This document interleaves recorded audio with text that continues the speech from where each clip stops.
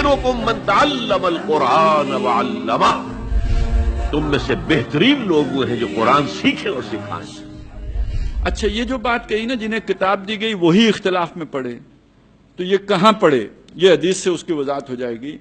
جب ابتدا ہوتی تھی تو جو لوگ نبی نے تیار کیے ہوتے تھے ان کے بارے میں حدیث میں آتا ہے کہ یاخذون بسنتہ و یقتدون بامرہ، وہ اپنے نبی کی سنت کو مضبوط پکڑتے تھے اور اس کے حکم کی اقتداء کرتے، پیروی کرتے تھے۔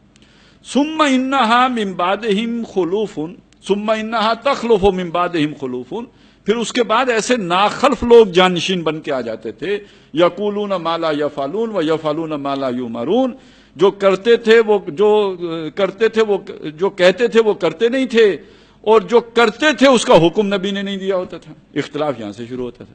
اچھا، یہ کب ہوتا تھا؟ اس درجے میں امت کب گرتی تھی؟ وہ حدیث سامنے لے آئیے، خیر القرون کرنی ثم الذین یلونہم ثم الذین یلونہم، بہترین دور میرا دور، پھر اس کے بعد جو میرے بعد، اور اس کے بعد، یعنی 3 نسلوں تک تو وہ نبی کی تعلیمات کے اثرات رہتے ہیں، اور تیسری نسل سے آگے پھر اختلافات شروع ہو جاتے ہیں۔ بالعموم یہی ہوا ہے۔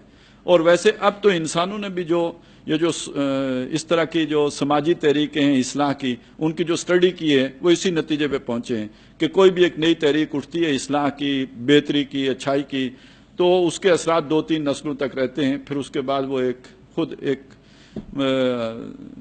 نئی گروپ بن جاتا ہے، خود ایک بت بن جاتا ہے جس کی پوجا شروع ہو جاتی ہے، وہ اب اپنے ان مقاصد سے دور ہو جاتا ہے۔ تو یہ ہے جو تاریخ آگے بڑھتی چلی آ رہی ہے، جہاں تک اب ہم پہنچ چکے ہیں۔